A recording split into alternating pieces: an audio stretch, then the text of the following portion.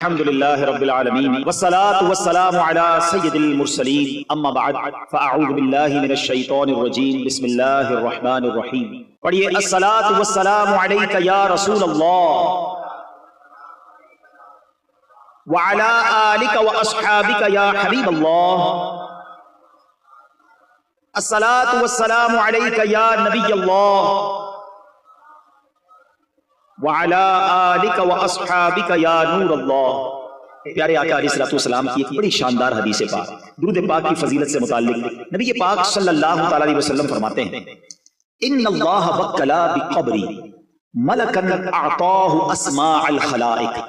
اللہ کے حبیب فرماتے ہیں کہ اللہ کریم نے میری قبر پر ایک فرشتہ مقرر فرمایا ہے جس کو رب کریم نے تمام مخلوق کی آوازیں سننے کی طاقت عطا فرمائی ہے، صرف انسانوں کی نہیں، تمام مخلوق کی آوازیں سننے کی طاقت عطا فرمائی۔ اچھا یہ تو ہو گیا اس کا لسننگ پاور، اگر اس کی نالج دیکھو، آقا علیہ السلام فرماتے ہیں فلا یصلی علی احد الی یوم القیامہ، بس جو کوئی شخص قیامت تک مجھ پر درود پاک پڑھتا ہے تو وہ فرشتہ کیا کرتا ہے الا ابلغنی باسمہ و اسم ابی، وہ فرشتہ میری بارگاہ میں اس کا اور اس کے والد کا نام پیش کرتا ہے اور کہتا ہے ھذا فلان ابن فلان قد صلی علیک، حضور فلاں بن فلاں نے آپ پر درود بھیجا ہے۔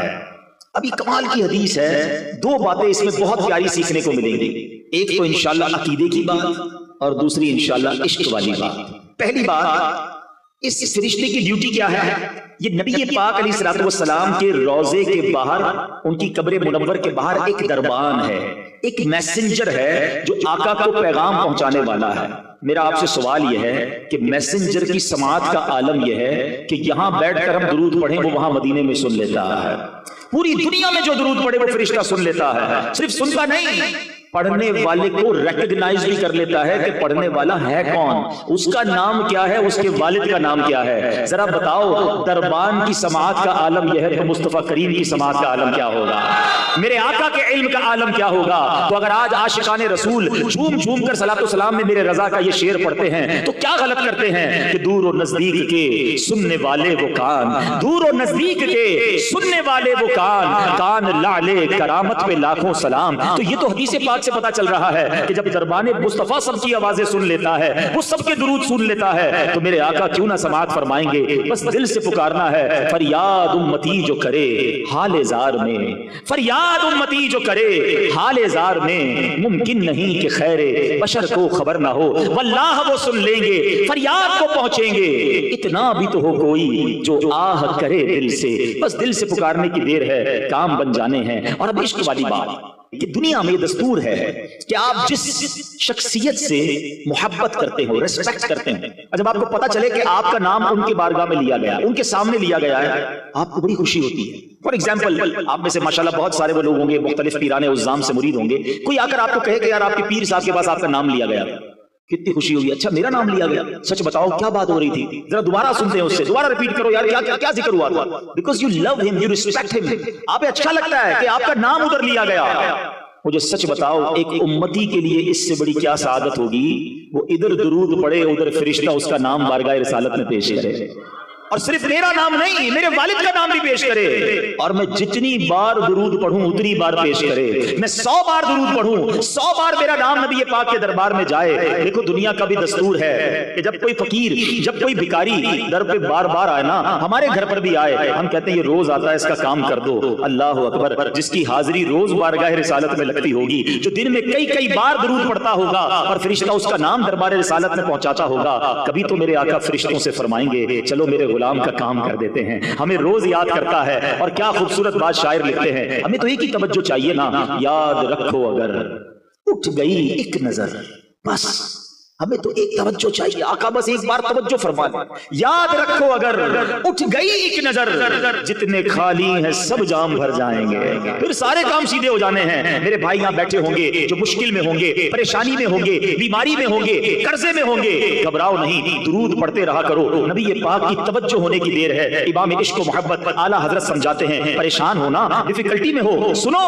قسمت میں لاکھ پیچ ہوں 100 بل 1000 کچ، किस्मत में लाख पेच हो, 100 बल 1000 कज, आका ये सारी गुत्थी एक तेरी सीधी नजर की है। बस नबी पाक की नजर पड़ने की देर है, सारे काम सीधे हो जाने हैं। तो मैं भी नियत करूं, आप भी नियत करें कि रोजाना कसरत से दुरूद पाक पढ़ेंगे। प्यारे इस्लामी भाइयों, मेरे आका अलैहिस्सलातु वस्सलाम की विलादत बासआदत, जरा सोचिए जब प्यारे आका इस दुनिया में तशरीफ लाने वाले थे, ये वो वक्त था जब कुफ्र का अंधेरा था, जहालत का अंधेरा था, और नबी पाक ऐसा नूर बनकर आए कि जिसने दुनिया का रंग ही बदल दिया।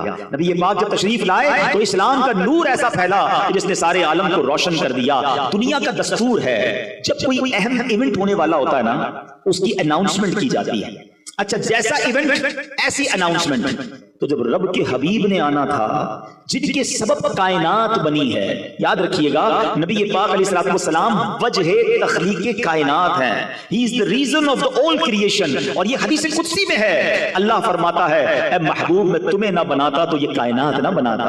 जब भी तो आला हज़रत कहते हैं ना, ज़मीन व ज़मान तुम्हारे लिए, मकीन व मकान तुम्हारे लिए, चुनीन व चुना तुम्हारे लिए, आका बने दो जहां तुम्हारे लिए। तो ये कायनात नबी पाक के लिए बनी है। तो अब आपकी आमद का वक्त था, तो एक ऐसा अनाउंसमेंट दुनिया में हुआ, ऐसे वाकयात होने लगे कि दुनिया को गोया झंझोड़ दिया गया। नबी पाक अलैहिस्सलातु वस्सलाम की विलादत से 55 दिन पहले, जरा तवज्जो रखिएगा, मैंने ये बात आपसे थोड़ी देर बाद दोबारा पूछनी भी है, ये जुमला याद रखिएगा कि आका अलैहिस्सलातु वस्सलाम की विलादत से 55 दिन पहले एक बड़ा कमाल का वाकया हुआ। और ये वाकया क्या था? यमन का बादशाह था अबरहा। उसने एक प्लान किया कि ये मुसलमान काबे का तवाफ क्यों करते हैं, काबे पे जाकर हज क्यों करते हैं, क्यों ना मैं काबे को ही गिरा देता हूं और माद अल्लाह उसको तहस नहस करके उसके पत्थर लेकर यमन में काबा बना लूंगा, फिर ये सारे लोग मेरे पास आएंगे। अब उसने प्लान क्या किया कि मक्के पर अटैक करने के लिए, देखिए उस जमाने में तो जो लड़ाई होती थी वो घोड़ों पर और ऊंटों पर होती थी, वो हाथियों का लश्कर लेकर चला गया। जरा सोचिए कि हाथियों का मुकाबला घोड़े वाले और ऊंटों वाले कैसे कर सकते हैं। मक्के का घेराव किया और फिर क्या किया, मक्के वालों के मवेशी जो थे, मक्के वालों के जो जानवर थे, वो भी उसने पकड़ना शुरू कर दिए। अब लोगों का रोजी रोजगार भी डिस्टर्ब हुआ। मेरे आका अलैहिस्सलातु वस्सलाम की मुबारक दादा हजरत अब्दुल मुत्तलिब, अल्लाह ने क्या उनके चेहरे पर नूर अता फरमाया था, उनकी पेशानी पर नूरे नबूवत चमकता था।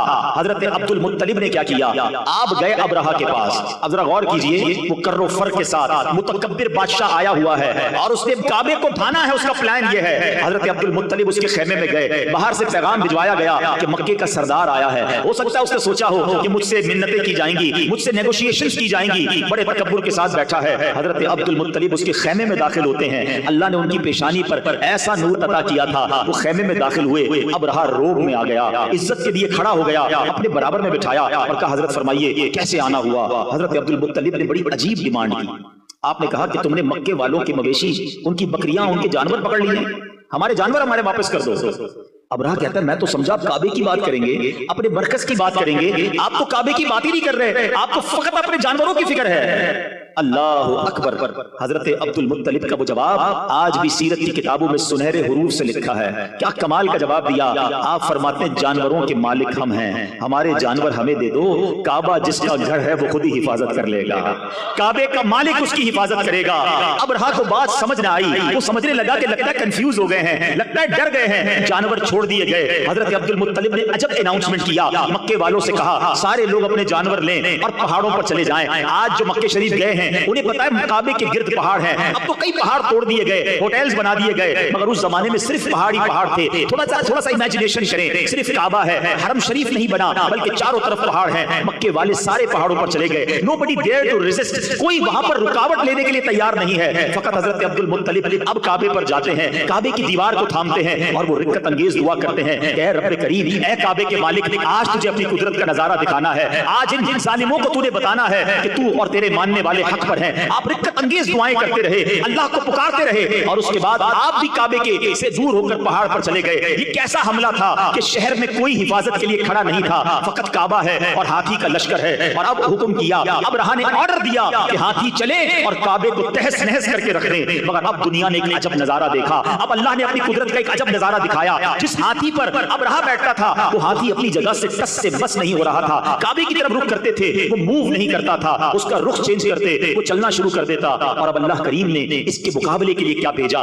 دنیا کا دستور ہے آرمی کا مقابلہ آرمی کرتی ہے، نیوی کا مقابلہ نیوی کرتی ہے، ایئر فورس کے لیے ایئر کرافٹ بھیجے جاتے ہیں. اب ہاتھی ہیں اور مقابلے کے لیے بھیجا کیا ہے میرے رب نے؟ مٹھی میں آنے والا پرندہ ابابیل. ارے چیل جتنا پرندہ بھی کوئی نہ بھیجا، رب نے ابابیل کے لشکر بھیجے جو خود مٹھی میں آ جاتا ہے، جس کا اپنا وزن چند گرام ہے. بتاؤ اس کی چونچ اور اس کے پنجوں میں کتنا بھاری کنکر ہوگا، کتنے چھوٹے سے کنکر ہیں. مقابلہ ہاتھی سے ہے. اللہ اکبر. رب کریم نے اپنی قدرت کا کیسا نظارہ دکھایا. اور آج لوگ کہتے ہیں کہ فلاں سپر پاور نے جناب بڑے گائیڈڈ میزائل بنا لیے ہیں، ٹارگٹ سیٹ کر دو میزائل جا کے وہیں ہٹ کرتا ہے. اللہ اکبر. آؤ میں بتاتا ہوں 1450 سال پہلے میرے رب نے ابابیل کے ان پنجوں میں کیسے گائیڈڈ میزائل دیے تھے. ہر کنکر پر ہاتھی سوار کا نام لکھا تھا، اس سوار کا نام موجود تھا. اب یہ جب لشکر آتے ہیں اس کے بعد کیا ہوتا ہے؟ آج تک کئی بار سورہ فیل آپ نے قرآن میں پڑھی ہوگی، امام صاحب نے پڑھی ہوگی، آپ نے سنی ہوگی، مگر آج ذرا سورہ فیل کو اس واقعے کی پس منظر میں سمجھیے، مزید ایمان تازہ ہوگا. رب کریم قرآن مجید میں ارشاد فرماتا ہے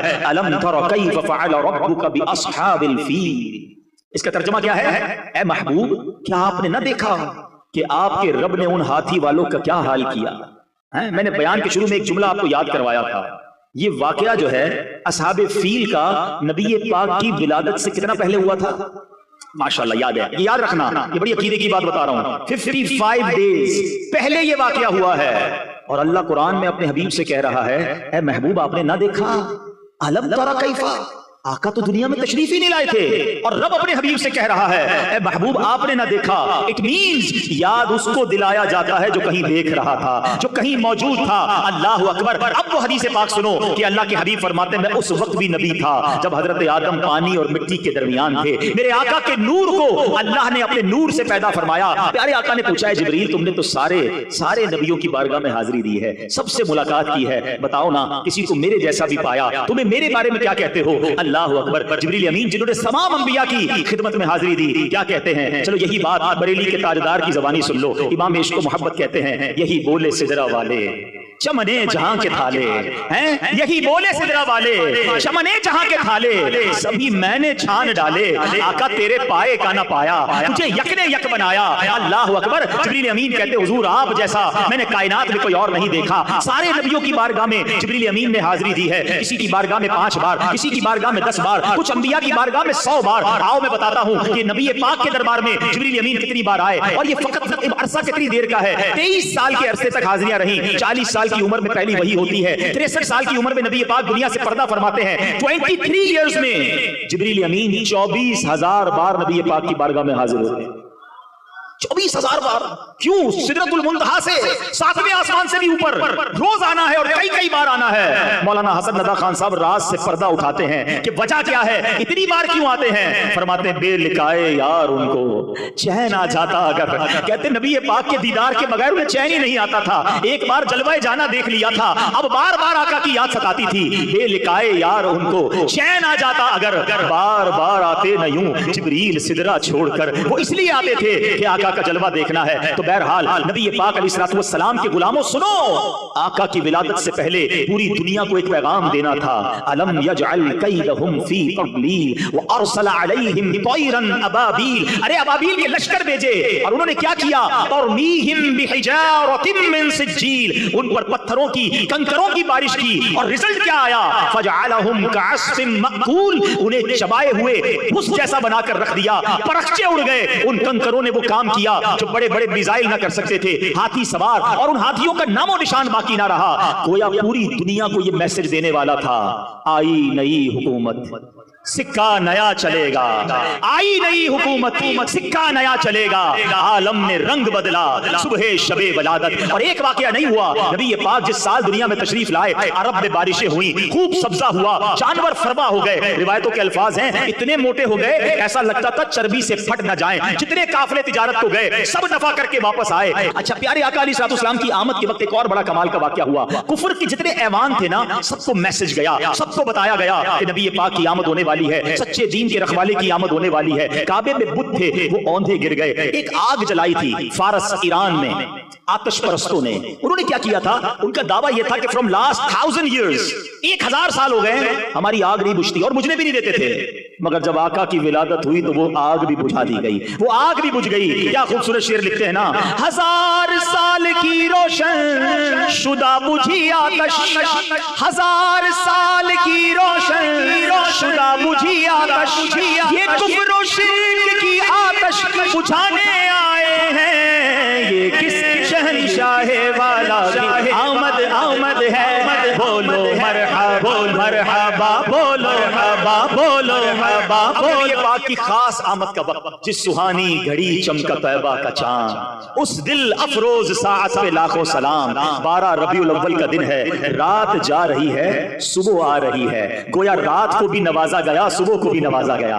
आका सुबह सादिक के वक्त खुशबुओं में बसे हुए इस दुनिया में तशरीफ लाए। दुनिया में आते ही पहला काम मेरे आका सजदे में चले गए, अपने रब को याद किया, उम्मत के लिए दुआ की। आला हजरत लिखते हैं ना, पहले सजदे पे रोजे अजल से दुरूद, यादगारी ये उम्मत पे लाखों सलाम, रब्बे हबली उम्मती कहते हुए पैदा हुए, हक ने फरमाया कि बख्शा, अस्सलातु वस्सलाम। आका हम गुनाहगारों को याद कर रहे हैं। अब नबी पाक का मुबारक बचपन शुरू होता है। बीबी हलीमा सादिया के भाग जागते हैं। आप कहती है मैं बड़ी गरीब थी, मेरे जानवरों में भी ताकत नहीं थी, जब मक्के को आ रही थी मेरा खच्चर सबसे पीछे रह जाता था, पूरे काफिले के लोग परेशान थे। हलीमा कैसा जानवर लाई हो? कहती मैं खुद भी इतनी कमजोर थी, अपने पास भी दूध नहीं था। मक्के के लोगों का दस्तूर था कि बच्चों को दूध पिलाने गांव में भेजते थे ताकि उनकी जबान भी अच्छी हो, उनकी सेहत भी अच्छी हो। अब जब उस साल मक्के में वो गायियां आई, सबको बच्चे मिल गए। बीबी हलीमा कहती हैं कि मुझे किसी ने बच्चा नहीं दिया मेरी गुर्बत को देखकर, मगर मैंने एक बच्चा देखा, था बड़ा नूरानी, था बड़ा प्यारा, मगर उसके वालिद दुनिया में नहीं थे, इसलिए किसी दाई ने उस बच्चे को नहीं लिया कि वालिद नहीं है तो पैसे भी नहीं मिलेंगे, इनाम भी नहीं मिलेगा। बीबी हलीमा कहती है मैंने सोचा खाली हाथ जाने से बेहतर है इस प्यारे से नूरानी बच्चे को ले जाती हूँ। अल्लाह अकबर, उनको क्या मालूम था कि इस बच्चे को गोद में लेना है और उनके मुकद्दर जाग जाने हैं। मैं एक सवाल करना चाहता हूँ, उस वक्त मक्के में कई गायियां आई थी, किसी एक का नाम बता दें। हम में से कोई किसी एक का नाम नहीं जानता, मगर जब तक ये सूरज और चांद बाकी रहेंगे बीबी हलीमा सादिया का नाम चमकता रहेगा। What is the reason behind this? Reason ये है कि उन्होंने नबी पाक की खिदमत की, अपना ताल्लुक नबी पाक के साथ जोड़ दिया। और ये उसूल याद रखना, जिसने आका के साथ ताल्लुक जोड़ा अल्लाह उसके नाम को बुलंद कर देता है। स्टेज पर जितने लोग मौजूद हैं ये कोई बहुत बड़ी डिग्री होल्डर नहीं है, इन्होंने जमाने में कोई साइंस की इजाद नहीं की है। आज अगर हम सबको दुनिया में कोई इज्जत देता है तो फकत ये नाम मुस्तफा है, ये सरकार के नाम की इज्जत है जो हमारी पहचान बनी है। आप हिस्ट्री उठा के देख लें, जिसने मेरे आका के नाम को बुलंद करने की कोशिश की अल्लाह ने उसके नाम को बुलंद कर दिया। उनके जो गुलाम हो गए वक्त के इमाम हो गए, उनके जो गुलाम हो गए वक्त के इमाम हो गए, नाम लेवा उनके जो हुए उनके ऊंचे नाम हो गए। अरे बीबी हलीमा के भाग जागे, कहती मैं नबी पाक को लेकर निकलती हूँ, वही खच्चर जो सबसे पीछे रह गया अब वो सबसे आगे दौड़ रहा है। मेरे काफिले वाले कहते हैं हलीमा जानवर तब्दील कर दिया है, रिप्लेस कर दिया है, इतनी तेजी से कैसे दौड़ रहा है? उस वक्त तक तो आपको रियलाइज नहीं हुआ था कि ये हो क्या रहा है। जब अपने घर पहुंचती हैं कहती मेरी बकरी के थन भर गए, वो बकरी जो एक कतरा दूध नहीं दे रही, इतना दूध निकला हमारे सारे बर्तन भर गए, खुद मेरी सेहत अच्छी होने लगी, मैंने भी नबी पाक को दूध पिलाया, अपने बच्चे को भी दूध पिलाया। अब जब रात होती है तो कहती है मेरे घर में अजब रोशनी होना शुरू हो गई। अभी तो लाइटों का जमाना है ना, उस जमानों में तो लाइट नहीं थी। सुबह हुई तो गांव वाले आए, कहते ए हलीमा कौन सी लाइट लाई हो, कौन सा चिराग लाई हो जो रात भर तुम्हारा घर रोशन रहा? कहा मैं तो कुछ नहीं जानती, एक ऐसा नूर लाई हूं जो सारी रात चमक रहा था। और हलीमा आप सबको क्या कह रही हैं? ये कहती थी घर घर में जाकर हलीमा मेरे घर में खैरुल वरा गए हैं, बड़े फौज पर मेरा मुकद्दर मेरे घर हबीबे खुदा गए। अब उनकी जिंदगी का अमेजिंग दौर शुरू हो गया। मैं अपने मौजू की तरफ आता हूं। अब प्यारे आका अलैहिस्सलाम ने देखा कि जो आपके रज़ाई भाई बहन थे वो सुबह कहीं चले जाते थे। आपने पूछा बीबी हलीमा से कि अम्मी जान मेरे भाई बहन कहां जाते हैं? कहा वो बकरियां चराने जाते हैं। कहा मैं भी इनके साथ जाऊंगा। नबी पाक उनके साथ बकरियां चराने चले जाते हैं। एक दिन वो बच्चे दौड़ते हुए आए खौफजदा और कहा कि अम्मी जान गजब हो गया। तो क्या हुआ? कहा हमारे भाई को कुछ लोग आए और उन्होंने सीना चीरा اور اس کے بعد وہ چلے گئے. بی بی حلیمہ سعدیہ بھی گھبرا گئی کیونکہ نبی پاک علیہ السلام تو بی بی آمنہ کی امانت تھے نا. وہ دوڑتی ہوئی اس جگہ پر گئی اور جب وہاں جاتی ہیں تو دیکھا نبی پاک علیہ السلام ایک جگہ گم سم بیٹھے ہیں. بیٹا کیا ہوا؟ سرکار دو عالم علیہ السلام فرماتے ہیں کہ 4 لوگ آئے جن کے سفید لباس تھے. میرا سینہ چاک کیا, اس نے کچھ داخل کیا اور سینہ بند کر دیا. کوئی نشان نہیں ہے, کوئی تکلیف نہیں تھی. آج سائنس نے ترقی کی ہے, اوپن ہارٹ سرجری ہو رہی ہے. سنو 1450 سال پہلے میرے آقا کی اوپن ہارٹ سرجری ہوئی. اس کو کہتے ہیں شق صدر. فرشتوں نے نور مبارک سینہ مبارک میں اور نور کو داخل کیا. بی بی حلیمہ سعدیہ جو ہیں وہ پیارے آقا کو لے کر بی بی آمنہ کے پاس آئیں کہ اے بی بی آپ بچے کو واپس لے لیں, مجھے ایسا لگتا ہے کچھ جنات یا کوئی جادو کا مسئلہ ہے. بی بی آمنہ کہتی میرے بیٹے کو کچھ نہیں ہو سکتا. جب یہ پیدا ہوا تھا مجھے بہت ساری بشارتیں دی گئی ہیں, میرے بیٹے کو کچھ نہیں ہو سکتا. بہرحال میرے پیارے اسلامی بھائیوں, یہ معجزہ ہے نبی پاک علیہ السلام کا, اور یہ ایک بار نہیں, یہ 4 بار ہوا ہے. نبی پاک کا شق صدر کیا گیا, ایک یہی 2-3 سال کی عمر میں, ایک 10 سال کی عمر میں. جب جوانی قریب آتی ہے, انسان پر جوانی کے معاملات آتے ہیں, نبی پاک کے قلب اقدس میں اس وقت بھی نور داخل کیا گیا. تھرڈ ٹائم جب پہلی وحی کا نزول ہونا تھا 40 ایئرز کی ایج میں, جب پہلی قرآن نازل ہونا تھا اور قرآن کا بوجھ قلب مصطفیٰ وہ برداشت کر سکے, مزید قوت دینے کے لیے ایک بار پھر شق صدر کیا گیا اور نور داخل کیا گیا. اور 4تھ ٹائم یہ کب ہوا کہ جب نبی پاک کو سفر معراج پر جانا تھا, اللہ کی بارگاہ میں جانا تھا. وہ تجلی دیکھنی تھی جس کی ایک جھلک دیکھ کر حضرت موسیٰ بے ہوش ہو گئے تھے, اور میرے آقا نے رب کا اپنی آنکھوں سے دیدار کیا, کلام بھی کیا, قلب مصطفیٰ میں نور داخل کیا گیا. کیسا دل اقدس ہے کہ امام عشق و محبت لکھتے ہیں, آقا تو جو چاہے تو ابھی میل میرے دل کے دھلیں, تو جو چاہے تو ابھی میل میرے دل کے دھلیں. یہ خدا دل نہیں کرتا کبھی میلا تیرا, میرے آقا کے نورانی دل کا اللہ ہمیں صدقہ عطا فرمائے. آج نبی پاک کے نورانی دل کی بات تو ہم نے سن لی. اب ذرا اپنے دلوں کو بھی چیک کرتے ہیں, ہم دیکھیں کہ ہمارا دل بھی پاک و صاف ہے کہ نہیں. دیکھیں اپنے دل کی نارمل بیماریوں پر تو ہم بہت بات کرتے ہیں, ہارٹ اٹیک نہ ہو جائے, کولیسٹرول ٹھیک ہونا چاہیے, بلڈ پریشر ٹھیک ہونا چاہیے, شوگر ٹھیک ہونی چاہیے, ورنہ ایسا نہ ہو کہ جناب مجھے ہارٹ اٹیک ہو جائے. اچھی بات ہے, اپنی صحت کا خیال رکھنا چاہیے. لیکن اگر دل کی بیماری لگ بھی گئی, اینڈ آف دا ڈے کیا ہوگا؟ جان چلی جائے گی. مگر جس بیماریوں کو میں ذکر کرنے والا ہوں یہ وہ بیماریاں ہیں کہ اگر وہ دل میں لگ گئیں تو ایمان جا سکتا ہے. Now please decide whichever illness is more serious. کون سی بیماری جو ہے وہ زیادہ خطرناک ہے؟ وہ بیماری نا جو ایمان لے سکتی ہے. مجھے 2 سال پہلے جب یہ بیان کا موقع ملا تھا میں نے ایک بیماری پر بات کی تھی اور وہ تھی تکبر. آج میں ایک اور بیماری کا ذکر کرنے آیا ہوں جو کہ ہمارے معاشرے میں بہت تیزی سے پھیل گئی ہے, اور وہ ہے حسد. آج کون ہے جو حسد سے مبتلا نہیں ہے؟ اور یاد رکھیے حسد جو ہے وہ اتنا خطرناک مرض ہے کہ یہ کائنات میں سب سے پہلے جو گناہ ہوئے نا, ارلیسٹ سب سے پہلے شیطان کو حضرت آدم سے کیا ہوا تھا؟ حسد ہی تو ہوا تھا نا, تکبر کیا تھا اور ساتھ حسد کیا تھا. قابیل اور حابیل یہ 2 بھائی تھے, آپس میں کیا پرابلم ہوا تھا؟ حسد ہوا تھا. اس کا مطلب یہ ہوا کہ یہ اتنی خطرناک بیماری ہے جو بھائی کو بھائی میں سے کر سکتی ہے. بھائی حسد میں مبتلا ہو سکتے ہیں, بہنیں حسد میں مبتلا ہو سکتی ہیں, دوست حسد میں مبتلا ہو سکتے ہیں. اب 2-3 باتیں سن لو کہ حسد ہے کتنا برا. نبی پاک علیہ السلام فرماتے ہیں جس کا مضمون ہے کہ جس طرح شہد کو سرکہ ایلوا خراب کرتا ہے, آقا فرماتے ہیں حسد ایمان کو ایسے خراب کر دیتا ہے. ایک جگہ میرے آقا فرماتے ہیں حسد ایمان مونڈ دینے والی بیماری ہے. نبی پاک فرماتے ہیں حسد نیکیوں کو اس طرح کھا جاتا ہے جس طرح آگ لکڑی کو کھا جاتی ہے. آگ لکڑی کو جلائیں کیا ہوتا ہے, تھوڑی دیر میں خاک ہو جاتی ہے نا. نیکیاں اس طرح برباد ہو جاتی ہیں. ہم روزے بھی رکھیں, نماز بھی پڑھیں, درود بھی پڑھیں, محفل میں بھی آئے ہیں, صدقہ خیرات بھی کریں, اور ساتھ حسد بھی پالا ہوا ہے, تو ساری نیکیاں تو خراب ہو رہی ہیں, ختم ہو رہی ہیں. پلیز ہمیں اپنے دل کو حسد سے پاک کرنا ہوگا. اب میں آپ کو بتاتا ہوں حسد کی تعریف کیا ہے. What is the definition of jealousy. حسد کی تعریف یہ ہے کہ بندہ مثال کے طور پہ کسی کو کوئی نعمت ملے, کوئی شہرت ملی, عزت ملی, دولت ملی, خوبصورتی ملی, واٹ ایور, انسان یہ تمنا کرے کہ اس سے چھن کر یہ نعمت مجھے مل جائے. اچھا مجھے نہ ملے تو کم از کم اس کی تو برباد ہو جائے. یہ ہے حسد. حسد کی ایک جائز قسم بھی ہے, اس کو کہتے ہیں رشک, عربی میں کہتے ہیں غبطہ. وہ کیا ہے؟ کسی کو نعمت ملی اور آپ دعا کریں یا اللہ اس کو دیے مجھے بھی دے دے. اس میں کوئی حرج نہیں ہے, یہ جائز ہے, یہ کریں. یہ تمنا نہ کریں کہ اس کی چھنے پھر مجھے ملے یا اس کی برباد ہو جائے. وہ کتنا گندا دل ہے جو کسی مسلمان کی بربادی کی تمنا رکھتا ہے. یہ اتنا ناپسندیدہ عمل ہے. ایکچولی حسد کرنے والا آپ کو پتا ہے آرگیومنٹ کس پہ کرتا ہے, اعتراض کس پہ کرتا ہے؟ ذرا توجہ رکھیے گا. میں آپ سے کچھ سوال کرنا چاہتا ہوں جس کا مجھے آپ سب سے باآواز بلند جواب چاہیے. مجھے بتائیے عزت دینے والا کون ہے؟ زور سے جواب دیجیے. شہرت دینے والا کون ہے؟ دولت دینے والا کون ہے؟ اولاد دینے والا کون ہے؟ خوبصورت بنانے والا کون ہے؟ جب سب چیزیں دینے والا اللہ ہے تو میں کون ہوتا ہوں یہ اعتراض کرنے والا کہ اللہ تو نے اس کو کیوں دیا؟ اٹ مینز کہ حسد کرنے والا اللہ پر اعتراض کرتا ہے کہ اللہ تو نے اسے کیوں دیا مجھے کیوں نہیں دیا. وَتُعِزُّ مَن تَشَاءُ وَتُذِلُّ مَن تَشَاءُ. اللہ جسے چاہے عزت دے. میں اور آپ کون ہوتے ہیں اس میں پرابلم کریٹ کرنے والے؟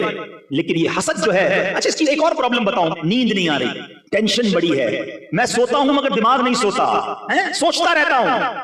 میں آج مشورہ دے رہا ہوں آپ کو, جس کو یہ پرابلم ہے نا, چیک کر لو کہیں کسی کا حسد تو دل میں نہیں پال لیا. کیونکہ حسد جو ہے نا, اس کو کہتے ہیں انگریزی میں جیلسی ہے. یہ زندگی میں بھی آپ کو جلائے گا. کیونکہ ہوگا کیا کہ آپ کو کسی سے حسد ہو گیا ہے, وہ ترقی کرتا رہے گا, آپ کو تکلیف ہوتی رہے گی, وہ آگے بڑھتا رہے گا, آپ کو پرابلم ہوتی رہے گی. نیند کہاں سے آئے گی؟ سکون کدھر سے آئے گا؟ واللہ اگر آپ سکون کی نیند سونا چاہتے ہیں, فریش زندگی گزارنا چاہتے ہیں, لوگوں کا حسد اپنے دل سے نکال لو, سب کا بھلا سوچنا شروع کر دو. بزرگ بڑی پیاری بات کہتے ہیں, سب کا بھلا, سب کی خیر, سب کے بھلے میں اپنی خیر. آپ لوگوں کا بھلا کریں, لوگوں کا اچھا سوچیں. کسی کو ترقی ملتی ہے تو کیوں پرابلم ہوتا ہے؟ اللہ دے رہا ہے, اللہ یا اللہ اسے بھی دے, مجھے بھی عطا کر دے. اس کے خزانوں میں تو کمی نہیں ہے نا. اب آخر میں یہ جو میں بیان کر رہا ہوں, لوگ ہو سکتا ہے سوچ رہے ہوں یار بیان تو بہت اچھا ہو رہا ہے, لیکن میں تو حسد نہیں کرتا. حسد واقعی بری چیز ہے, مگر میں کدھر حسد کرتا ہوں. چلیں کولیسٹرول چیک کرانے کے لیے کسی لیبورٹری میں جاتے ہیں نا, شوگر ٹیسٹ کرانے جاتے ہیں, میں ایک چھوٹا سا لیبورٹری ٹیسٹ کر لیتا ہوں آپ سب کا. جواب مجھے مت دیجیے گا, اپنے آپ کو جواب دے دیجیے گا. آپ کے سامنے رپورٹ آ جائے گی, آج ہی رپورٹ آ جائے گی. ہاں لیبورٹری میں تو 6 گھنٹے 12 گھنٹے لگتے ہیں نا, یہ اگلے منٹ آپ کو جواب مل جائے گا. اور گھبرانا نہیں, اگر رپورٹ میں پازیٹیو آ گیا نا تو آج علاج بھی دے کر جاؤں گا انشاءاللہ. اگلے 5-6 منٹ میں اپنی بات پوری کر لوں گا. یہ میرے بیان کا عطر ہے 5 منٹ. پہلا ٹیسٹ, آپ کی زندگی میں کوئی ایسا ہے؟ اچھا یاد رکھیے گا, حسد جو ہے نا اسی سے ہو سکتا ہے جس کو آپ جانتے ہیں. ہاں جس سے آپ کا کوئی ریلیشن نہیں, اس سے حسد نہیں ہوتا. مثال کے طور پہ آپ یہاں رہتے ہیں, کوئی برازیل میں رہتا ہے, آپ کو اس سے حسد نہیں ہوگا. حسد دوستوں سے ہوتا ہے, رشتہ داروں سے ہوتا ہے, پڑوسیوں سے ہوتا ہے, ساتھ کاروبار کرنے والوں سے ہوتا ہے, ایک ہی فیلڈ کے لوگوں میں ہوتا ہے. اللہ معاف کرے, اتنا مردود شیطان عالم دین کو عالم دین سے حسد کروا دیتا ہے, ناتخواں کو ناتخواں سے حسد کروا سکتا ہے. تو یاد رکھیے. اب سوال میرا یہ ٹیسٹ, پہلا ٹیسٹ, کوئی ایسا ہے آپ کی لائف میں کہ جب بھی آپ کے سامنے اس کی تعریف ہوتی ہے آپ کو پرابلم ہونا شروع ہو جاتی ہے؟ آپ کہتے ہیں کسی اور کی بات کرو نا, کیوں اس کا ذکر کر رہے ہو؟ تکلیف ہو رہی ہے. It means there is something wrong in my heart. کچھ نہ کچھ ہے یار, اس کی تعریف کیوں بری لگتی ہے؟ دوسرا ٹیسٹ, کوئی ایسا ہے آپ کی لائف میں کہ جب بھی اس کو ترقی ملتی ہے آپ کو بڑا برا لگتا ہے, یار یہ پھر اور آگے بڑھ گیا. ایک دکان تھی, 2 دکانیں, ایک فیکٹری تھی, دوسری فیکٹری بھی لگا لی, پاکستان سے باہر بھی بزنس شروع کر دیا. اچھا یورپ کا بھی اس کا ویزا لگ گیا, ایک اور گاڑی لے لی, اچھا اور مشہور ہو گیا, ہمارے محلے میں کوئی نہیں جانتا تھا, ساری دنیا میں سے جان رہے ہیں. اگر آپ کو پرابلم ہے اس کی ترقی میں, it means something wrong. تیسرا اور آخری ٹیسٹ, کوئی ایسا ہے کہ جب اس کا کوئی نقصان ہوتا ہے, جب اس کو کوئی پرابلم ہوتی ہے, اللہ نہ کرے اس کی گاڑی لگ جائے, اس کی فیکٹری میں آگ لگ جائے, یا وہ بدنام ہو جائے, اس کے ساتھ کوئی ایسی غلطی ہو جائے اور آپ کو پتا چلتا ہے, تو آپ کو دل میں خوشی ہوتی ہے کہ یار یہ ہوا کام, مزہ آ گیا. ہم کون ہوتے ہیں؟ کسی کو برباد کرنے کی تمنا رکھنے والے. اللہ جسے چاہے عزت دے. تو اب سنو, اگر کوئی ایسا ہے کہ یار اس کا برا ہوا نا, مزہ آیا, اب دل کو ٹھار پڑ گئی, اپنے دل پہ بندہ افسوس کرے, اتنا برا دل ہے میرا کہ کسی مسلمان کا نقصان ہوا اور مجھے خوشی ہو رہی ہے. یاد رکھو, جو کسی کا برا سوچتا ہے اس کا بھی برا ہی ہوتا ہے. تو یہ حسد کی میں نے آپ کو یوں سمجھے 3 ٹیسٹ بتا دیے ہیں. اب اگر دل میں خیال آ رہا ہے نا, سچا خیال لانا, مجھ سے چھپا لو گے, اللہ سے نہیں چھپا سکو گے. اگر آج دل میں یہ خیال آ رہا ہے نا کہ ہاں یار فیملی میں یا دوستوں میں یا کولیگز میں کوئی ہے ایسا جس کی تعریف اچھی نہیں لگتی, جس کی بربادی کا دل چاہتا ہے, اب سمجھ لو کہ ڈائگنوس ہو گئی ہے, پازیٹیو آ گیا ہے.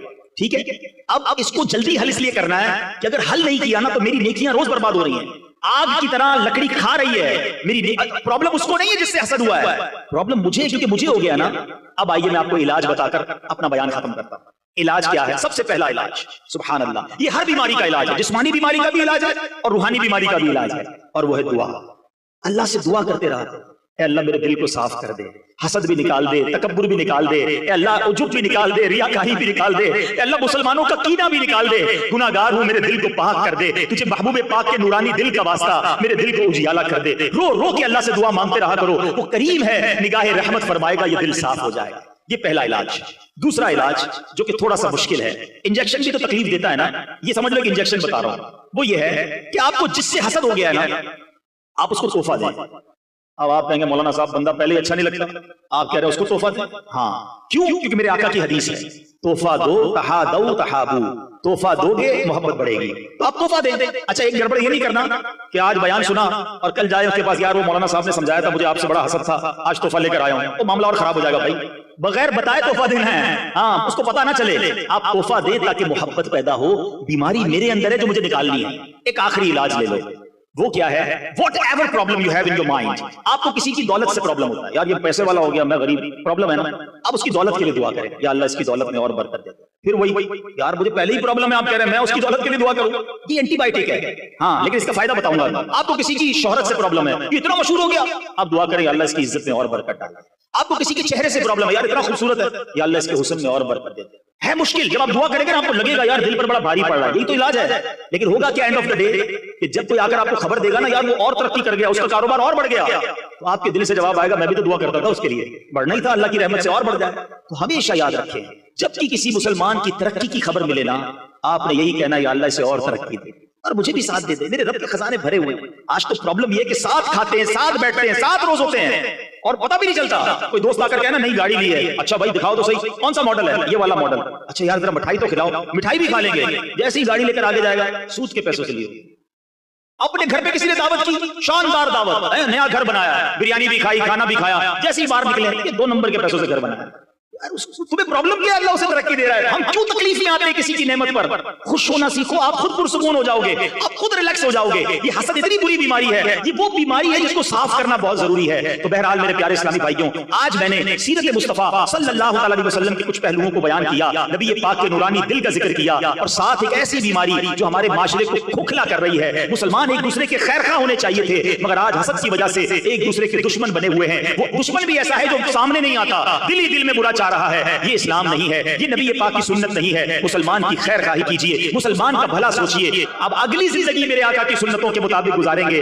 اللہ مجھے اور آپ کو سنتوں پر عمل کرنے والا، 5 وقت نماز پڑھنے والا اور ان برائیوں سے پاک دل والا بنا دے. ایسی پیاری باتیں دعوت اسلامی کے پیارے ماحول میں سکھائی جاتی ہیں. پلیز اگر آپ اس طرح کی سپیچز اور سننا چاہتے ہیں تو مدنی چینل دیکھیے، جہاں اپنی فیملی کے ساتھ آپ بیٹھ کر انشاءاللہ پوری فیملی کو چینج ہوتا ہوا دیکھیں گے. جس کو موقع ملے وہ دعوت اسلامی کے مرکز فیضان مدینہ آئیں. اللہ کریم ہمیں مبارک محفلوں کی برکت نصیب فرمائے. آمین بجاہ النبی الامین صلی اللہ تعالی علیہ وسلم.